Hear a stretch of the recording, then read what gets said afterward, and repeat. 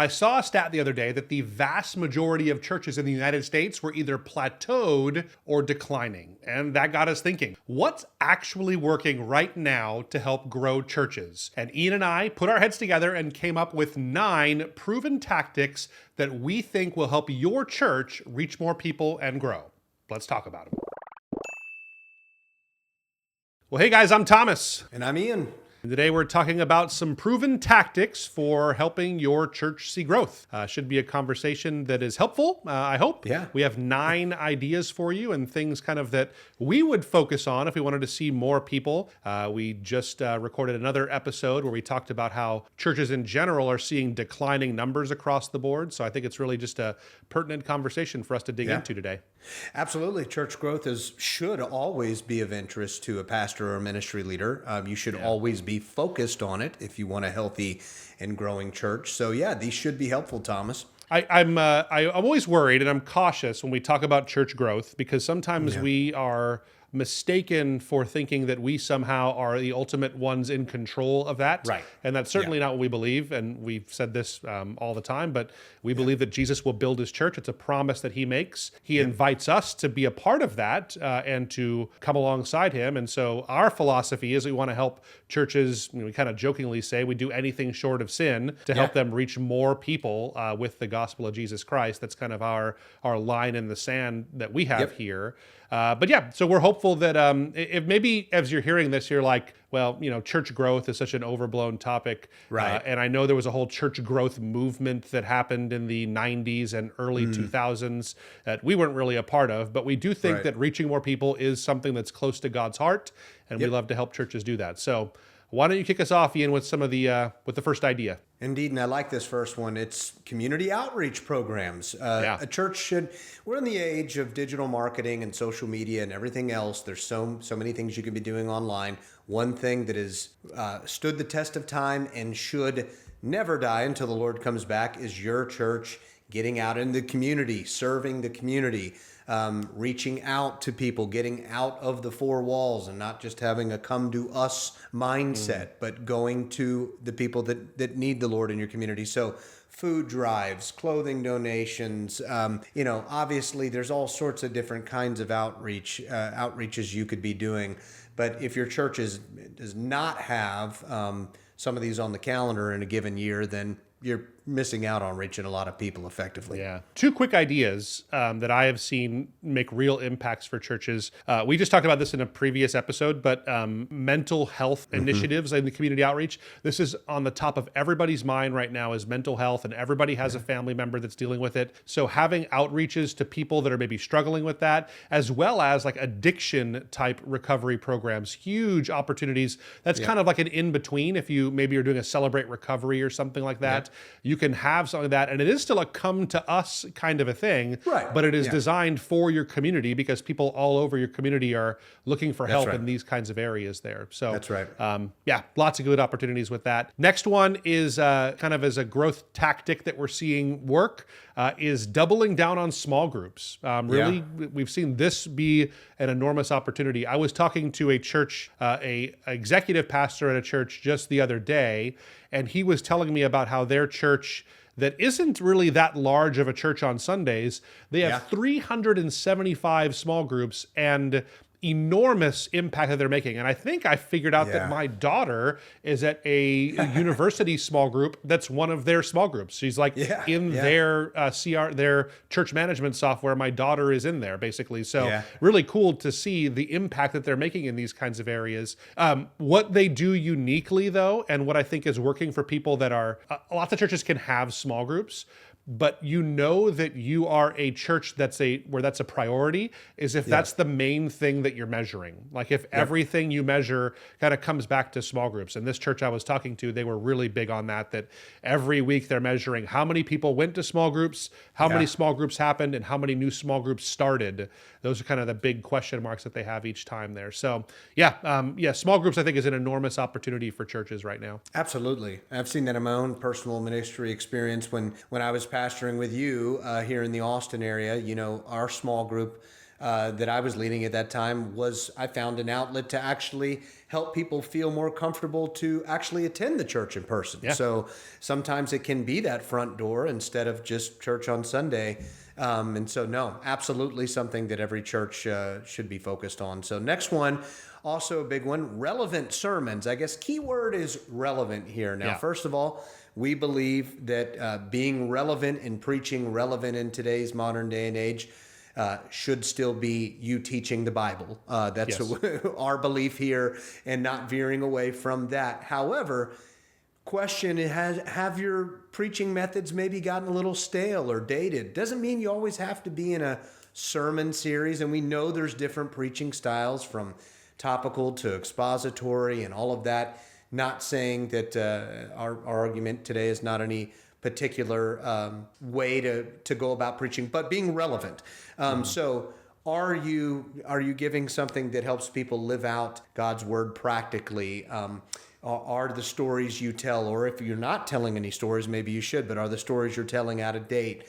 What are you doing that maybe you can freshen up is the question. Yeah. No, I mean, so obviously relevant sermons are important. I think that every pastor, if you're listening to this, you already know that. But I think one thing that I find myself doing is that you kind of get into this routine of like, this is the kind of preacher that I am. I prepare my messages this way. And once you've kind of got that locked in, I know I'm at least reluctant to try anything new or make any major changes just because I'm so comfortable. I was counting the other day, I've done some like 700 some odd messages in my life that I've written and preached. And so, to change up my style or my flow to be more relevant, it's kind of like starting all over again in some ways. Not all over again, but to some degree. So I know there's a reluctance towards that, but I think keeping fresh in these areas is really important. Good stuff. Absolutely. Next one is social media presence. I think we miss the fact that people are in church for maybe an hour and a half every single week. And there's 166 and a half other hours that they're not in church in a typical week. And social media is where they are for, I don't know, a dozen to 24 of those hours. And so that's a great place for you to continue to have an impact on people and introduce yourself. Here's one thing that I think so many churches miss about social media, though. We have to have a mindset change that social media in 2024 and beyond is for people that are not yet a part of your church, that people that are meeting you for the first time. Social media from 10 years ago was a good way for you to keep people from your church connected, but now it's people that generally don't know your church. So stop, or at least resist the temptation as much as possible to making it full of announcements of things you can do in person, and actually use it to do ministry there on that platform, on TikTok and Instagram Reels and on your YouTube channel and those things. Do the actual ministry there. Don't think of it as a place to try and attract people to do ministry somewhere else. That's kind of the advice I would have for you. Very good point. Not much to add there. So next one I think is important, effective follow-up. We all know that closing the back door has been an issue within churches for years now. We still talk to so many churches. One of the biggest challenges we hear when we take on a project or start consulting with a church is when we ask about assimilation and how people get plugged in at the church. Well, we're kind of working on that still. Now, I'll say, in recent years, churches have done a much better job shoring that issue up. I come across a lot more churches that have that. And this is just one little piece of the whole assimilation process. We're just talking about effectively following up with first-time visitors. So if you're getting first-time visitors, great. Be excited about that, but don't forget, you can you can quickly lose them if you don't have some sort of a process in place. So if you have not put in thought to a follow-up process, whether or not that's a coffee with the pastor at some smaller churches that are able to manage that, or an invite for that if they visit. And we talk a lot about email sequences, obviously after someone has given you their information, to have several touches after that follow-up. There's a lot of ideas, but the main thing is you need to have something in place for follow-up that you can test. Yeah. Good stuff. I won't add too much. I did a whole video about this a couple of months ago. We were in the middle of rebuilding our visitor follow-up process. I have it here. I'll link to it. If you're watching on YouTube, I'll link to it right above me here. In it, we give away our entire, like all the entire script of our entire visitor follow-up process. So think of it as a template. I made it so that you could use it, and you could use it. I recommend changing your church name and your name on it. But other than that, you can use it exactly as I wrote it. There's no copyright or any of those things. So there's a video about it. And then that even links to a download where you can freely download that, no cost at all. Just take advantage of that. But yeah, you have to nail your visitor follow-up process. So hopefully that's a good resource for you. Next one is children's and youth programs. This is something that obviously is so important. It's something that every parent, the reality is they just will not become a part of your church if you do not love their youth and kids. So it's just something that's so vital. I think this has been true, and we've known this for decades at this point. Someone's going to get radically saved, but if you don't have ways to really love their kids and aren't really invested in that area, they won't stick around. And on top of that, it's terrible stewardship. Like if we are not discipling the next generation, we're going to find ourselves in the situation where we are 20 years from now, a very different church. And the people coming up behind us will not be able to take over the mantle. And our churches just will not exist if we don't solve this problem. So I believe the church is designed to be multi-generational. I believe that it's something important that for our youth and our children, that we want to give them something deeper than a shallow faith or the seed that falls on kind of shallow soil there. We want them to have something that goes deep. So really pouring into your kids, I'm not just saying like the attractional way, but actual discipleship of our children is just so vitally important. So if it's not a problem today, it will become a problem in the near future if you don't resolve this quickly. Yeah, indeed. And the last thing I'll add to this is that, and we talked about this in our previous podcast, that if you're the church that's out there that's older and aging and you're just saying right now, well, Thomas and Ian, easy for you to say, we just don't have any kids. We're not reaching any kids. We're all older. There's no excuse. You can still think through something that when you do attract that younger family, or they do come, or that when you are communicating this online or from your website, you need to have some plan at least that if you do attract them and when you do, that you're going to cater to them and have something in place to where, like you said, you don't have to have the big booming kids and youth and programs to reach younger families, but they definitely need to know you're going to invest in them, like you said, and have some sort of discipleship process for them. So that's good stuff. Yeah. Next one's discipleship programs. Kind of goes. It's a good segue to this. So if you don't have, something, we talked about small groups. This kind of goes hand in hand with that, but also. Do you have specific discipleship programs for men and women, ways for people to grow their relationship, and more than just on Sunday mornings? You need to have some sort of on-ramps. You need to have something for that person that needs to grow in their faith for them to become a part of. That's a no-brainer and something that you need to do. No, I think it's after you get kind of the assimilation process we mentioned before, kind of like connecting with new people, you really need to have a clear path that you're going to take them down as you do that. So this is something else I've heard from churches often, is that they're kind of sorting that out. They don't really know, they have the idea of where they want to go, but it's not really well defined just yet. So take the time to really define that. When someone comes for the first time, draw out what is that process, so that, for the first few weeks, they're just kind of coming on Sundays. What is the next step? Is it coming to your growth track or your class 101 or your roots class, whatever you guys call it at your church? And then what's after that? Do you have a second tier of those classes? Is it straight into a small group or a life group? Do you have some kind of another class they take at that point? Really take the time to define those things, and I think you'll actually reap the reward for that. So good stuff with that, Ian. Next one, again, engaging worship services. This is something that I think is obviously easier said than done. Everybody wants to have an engaging worship service, but it's something that you probably have to revisit from time to time. If you're doing your services the same way today as you were 10 years ago, chances are engagement has changed. People find new things interesting, and so it's something you have to wrestle with. I know this is something I do as the executive pastor at my church is every week we have a staff meeting and we go over our previous week's service and we talk about, hey, what worked, what didn't? Did we spend too long on this? Did we go too quickly in this area?